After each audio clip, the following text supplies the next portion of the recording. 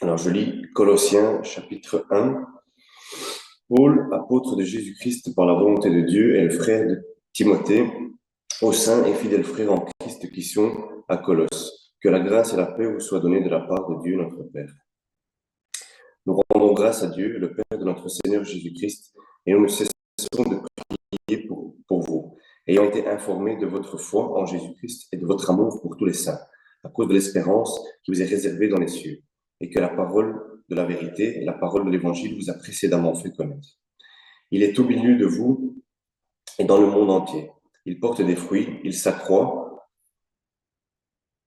comme c'est aussi le cas pour vous, parmi vous, depuis le jour où vous avez entendu et connu la grâce de Dieu conformément à la vérité, d'après les instructions que vous avez reçues d'Épaphras, notre bien-aimé compagnon de service. Il est pour vous un fidèle ministre de Christ, et il nous a appris de quel amour l'Esprit nous anime. C'est pour cela que nous aussi, depuis le jour où nous en avons été informés, nous ne cessons de prier Dieu pour vous. Nous demandons que vous soyez remplis de la connaissance de sa volonté, en toute sagesse et intelligence spirituelle, pour marcher d'une manière digne du Seigneur et lui être entièrement agréable, portant des fruits en toutes sortes de bonnes œuvres et croissant dans la connaissance de Dieu, fortifié à tous égards par sa puissance glorieuse, en sorte que vous soyez toujours et avec joie persévérants et patients. Rendez grâce au Père, qui vous a rendu capable d'avoir part à l'héritage des saints dans la lumière. Il nous a délivrés de la puissance des ténèbres et nous a transportés dans le royaume de son Fils bien-aimé, en qui nous avons la rédemption, le pardon des péchés. Le Fils est l'image du Dieu invisible, le premier-né de toute la création, car en lui ont été créées toutes les choses qui sont dans les cieux et sur la terre, les visibles et les invisibles, trône, dignité, domination, autorité. Tout a été créé par lui et pour lui. Il est avant toute chose et toute chose subsiste en lui. Il est la tête du corps de l'Église, il est le commencement, le premier-né d'entre les morts, afin d'être en tout le premier. Car Dieu a voulu faire habiter toute plénitude en lui. Il a voulu par lui tout réconcilier en lui-même, tant ce qui est sur la terre que ce qui est dans les cieux, en faisant la paix par lui, par le sang de sa croix. Et vous, qui étiez autrefois étrangers et ennemis par vos pensées et par vos mauvaises œuvres, il vous a maintenant réconciliés par sa mort dans le corps de sa chair, pour vous faire paraître devant lui, saints, sans défaut et sans reproche, si du moins vous demeurez fondés et inébranlables dans la foi, sans vous détourner de l'espérance de l'évangile que vous avez entendu, qui a été prêché à toute créature sous le ciel, et dont moi, Paul, j'ai été fait ministre. Je me réjouis maintenant dans mes souffrances pour vous, et ce qui manque aux souffrances de Christ, je l'achève en ma chair, pour son corps qui est l'Église. C'est d'elle que j'ai été fait ministre, selon la charge que Dieu m'a donnée auprès de vous, afin que j'annonce pleinement la parole de Dieu, le mystère caché de tout temps et dans tous les âges, mais révélé maintenant à ses saints. Dieu a voulu leur faire connaître la glorieuse richesse de ce mystère parmi les païens, à savoir Christ en vous, l'espérance de la gloire. C'est lui que nous vous annonçons, exhortant tout homme et instruisant tout homme en toute sagesse, afin de présenter à Dieu tout homme devenu parfait en Christ. C'est à quoi je travaille en combattant avec force, avec sa force qui agit puissamment en moi. Donc, Colossiens chapitre 2. Je veux en effet que vous sachiez combien est grand le combat que je soutiens pour vous, et pour ceux qui sont à Laodicée, et pour tous ceux qui n'ont pas vu mon visage, afin qu'ils aient le cœur rempli de consolation, qu'ils soient unis dans l'amour et enrichis d'une pleine intelligence pour connaître le mystère de Dieu, à savoir Christ, mystère dans lequel sont cachés tous les trésors de la sagesse et de la reconnaissance. Je dis cela afin que personne ne vous trompe par des discours séduisants. Car si je suis absent de corps, je suis avec vous en esprit, voyant avec joie le bon ordre qui règne parmi vous et la fermeté de votre foi en Christ. Ainsi donc, comme vous avez reçu le Seigneur Jésus-Christ, marchez en lui, étant enracinés et fondés en lui et affermis par la foi, d'après les instructions qui vous ont été données, et abondez en actions de grâce. Prenez garde que personne ne fasse de vous sa proie par la philosophie et par une vaine tromperie, s'appuyant sur la tradition des hommes, sur les principes élémentaires du monde et non sur Christ, car en lui habite corporellement toute la plénitude de la divinité. Vous avez tout pleinement en lui, qui est le chef de toute domination et de toute autorité. Et c'est en lui que vous avez été circoncis d'une circoncision que la main n'a pas faite, mais de la circoncision de Christ, qui consiste dans le dépouillement du corps de la chair. Ayant été ensevelis avec lui par le baptême, vous êtes aussi ressuscités en lui et avec lui, par la foi en la puissance de Dieu qui l'a ressuscité des morts. Vous qui étiez morts par vos offenses et par l'incirconcision de votre chair, il vous a rendus à la vie avec lui, en nous faisant grâce par toute offense, en vous faisant grâce pour toutes nos offenses. Il a effacé l'acte dont les ordonnances nous condamnaient, qui subsistait contre nous, et il a été éliminé en le clouant à la croix. Il a dépouillé les dominations et les autorités, et les a livrées publiquement au spectacle en triomphant d'elles à la croix.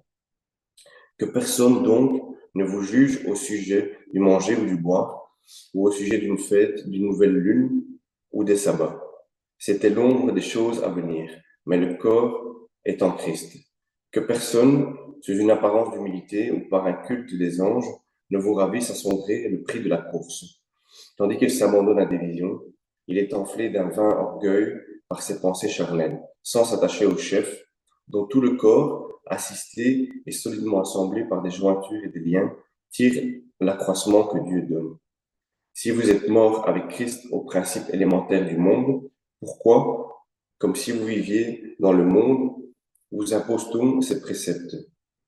Ne prends pas, ne goûte pas, ne touche pas. Préceptes qui tous deviennent pernicieux par l'abus et qui ne sont pas fondés, et qui ne sont fondés que sur les ordonnances et les doctrines des hommes.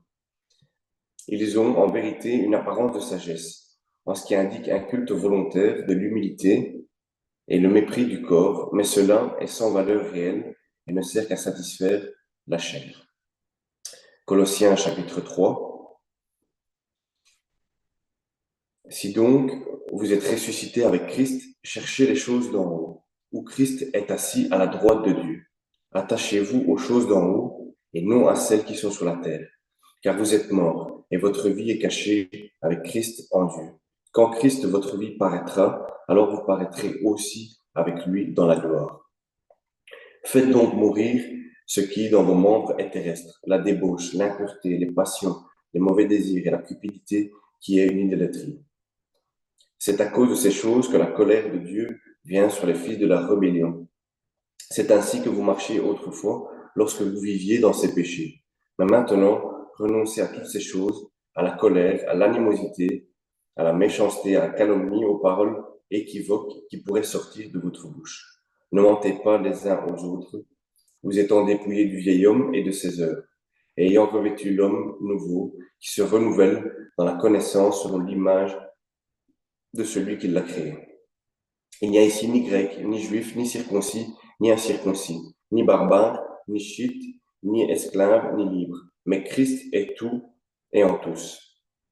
Ainsi donc, comme des élus de Dieu, saints et bien-aimés, revêtez-vous de sentiments de compassion, de bonté, d'humilité, de douceur, de patience. Supportez-vous les uns les autres, et s'il y a un sujet de se plaindre de l'autre, pardonnez-vous réciproquement. De même que Christ vous a pardonné, pardonnez-vous aussi.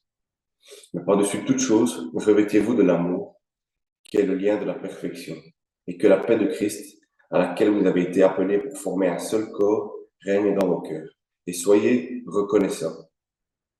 Que la parole de Christ demeure en vous dans toute sa richesse. Instruisez-vous et exhortez-vous les uns les autres en toute sagesse par des psaumes, par des hymnes, par des cantiques spirituels, chantant à Dieu dans vos cœurs en vertu de la grâce.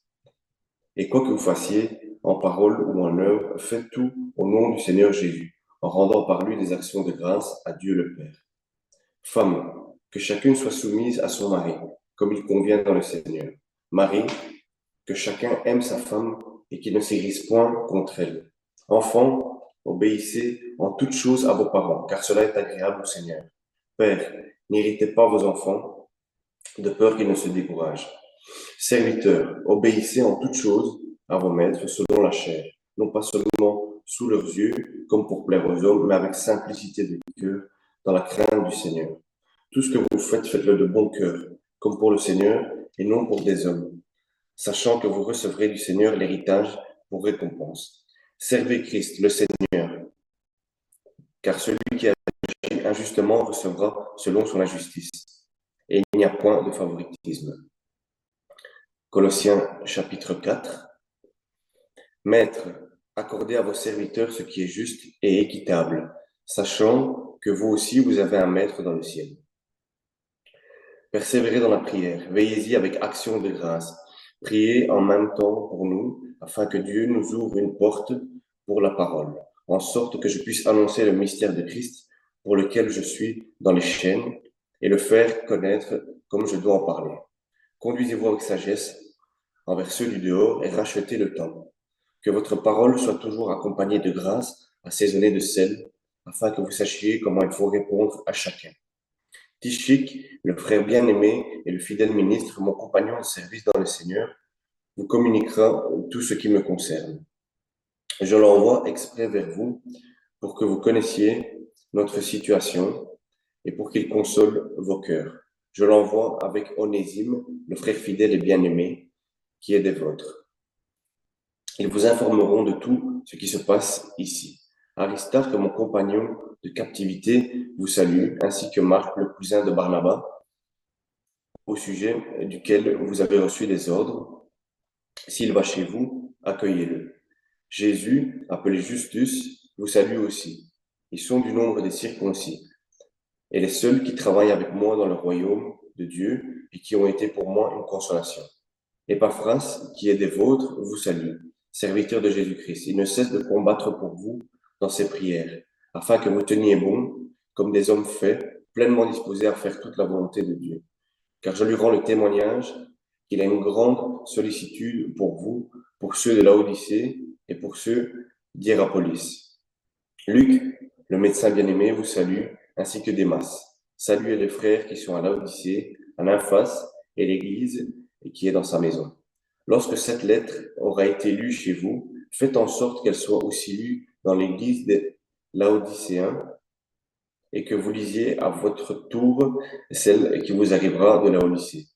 Et dites à Archippe, prends garde au ministère que tu as reçu dans le Seigneur, afin de bien le remplir. Je vous salue, moi, Paul, de ma propre main. Souvenez-vous de mes liens, que la grâce soit avec vous.